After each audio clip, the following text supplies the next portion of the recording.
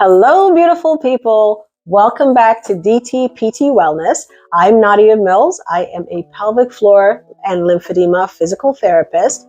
Today's topic is about how pelvic floor function shows up in men. And believe me, it is very different to how it shows up in women. So stick around and see if you've been experiencing some pelvic or abdominal pelvic dysfunction that's been misdiagnosed or missed.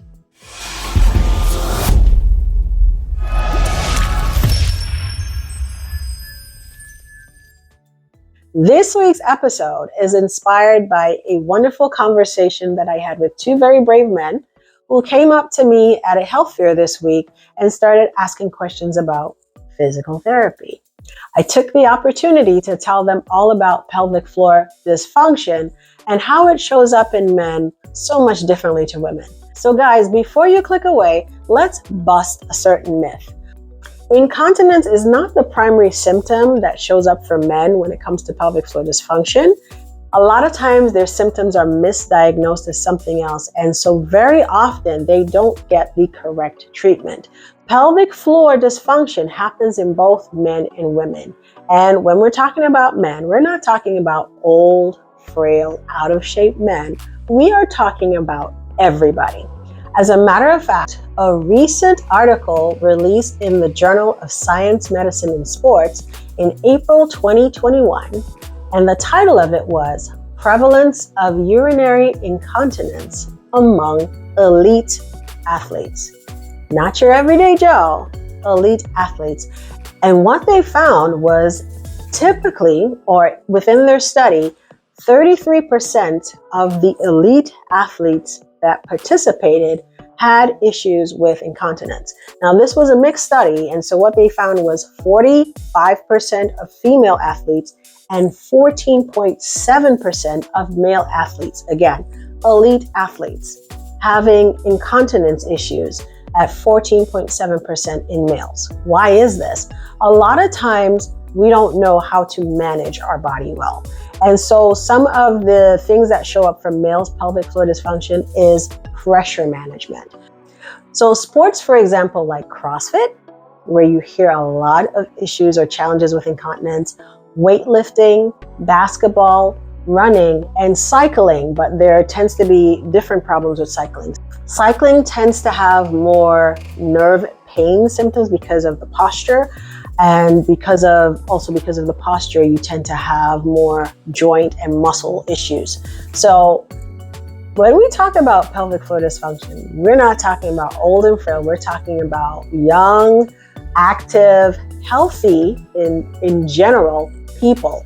And so let's dismiss that. And the other thing is, guys who participate in manly sports and daily activities are really the ones who are more prone to having pelvic floor issues. For example, people who are involved in construction, jobs that do a lot of heavy lifting and manual labor, guys who, like I say, do bodybuilding or CrossFit, really intense stuff, have the tendency to be subject to having pelvic floor dysfunction. The way that pelvic floor dysfunction shows up in men, it shows up a lot of times as pain. So what does pelvic health usually look like in men? Because a lot of times it is first diagnosed as something called prostatitis. So prostatitis, the name pretty much means inflammation or infection of the prostate gland. And so it could be an inflammation or infection. But a lot of times when men have pain in their pelvic region, the first, well, let's not say first, but very commonly, the prostate is what is looked at. And so if you're a male and you've ever had an issue with pain in your pelvic region and you've been diagnosed with prostatitis, usually they will give you antibiotics or antivirals to try to address it.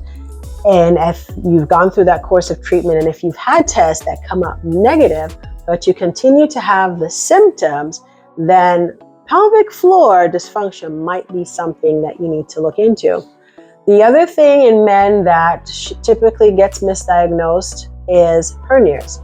So sometimes you might feel a strain, a pain, a heaviness in your abdomen, in your groin area, perhaps in your rectal area. And sometimes it is diagnosed as a hernia or even as a muscle strain sometimes. And when you get the workup for that, they don't find any visible hernia, but sometimes the diagnosis of hernia sticks and they give you a treatment, but again, the symptoms don't go away. The other thing that pelvic floor dysfunction can be sometimes misdiagnosed as is enlarged prostate. So yes, the prostate gets blamed for a lot of things, but in men, it is very important to check your prostate health because of the common occurrence of prostate cancer. The other thing that might be pelvic floor dysfunction that gets misdiagnosed is digestive issues and constipation.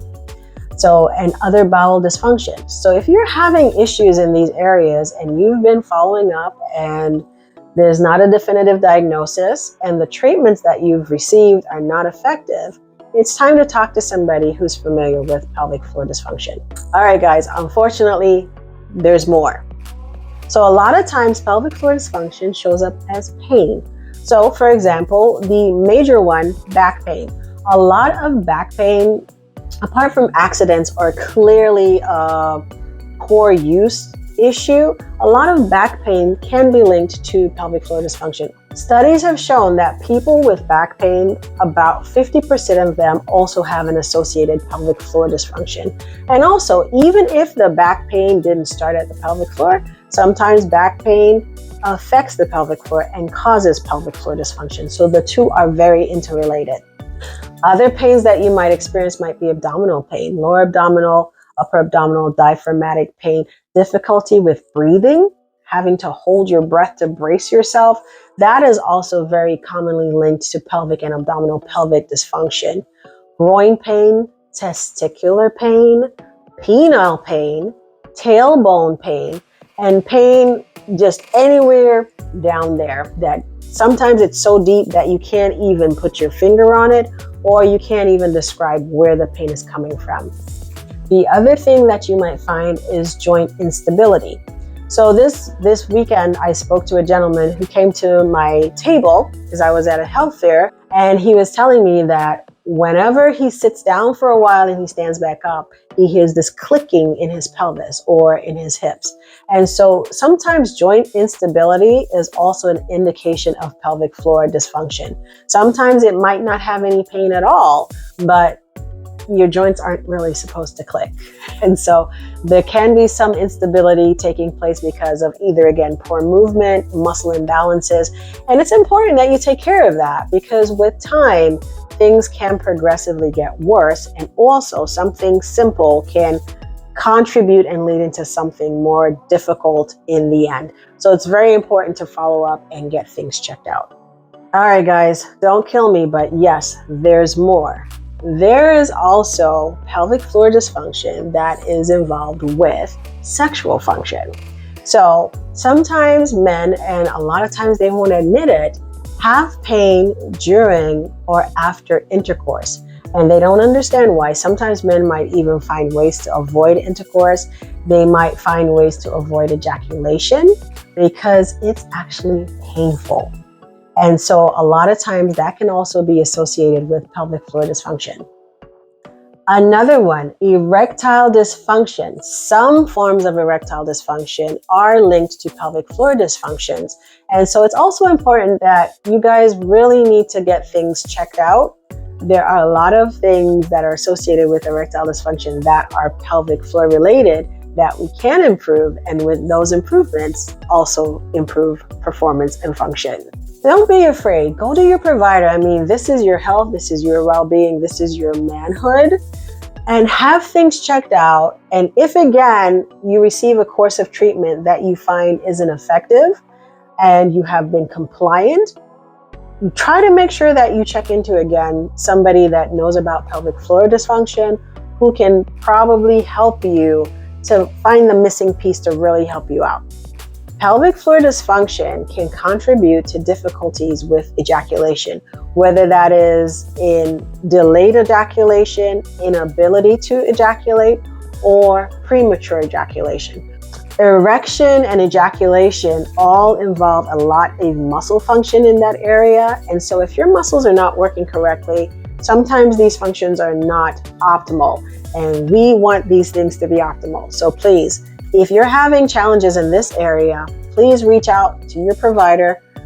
Never delay. I mean, guys, if you're having issues, man up about it. This is where you man up and you go to a provider and you let them know what's going on, so that you can take care of it. Check things out, because there's so many things that can be impacting these areas.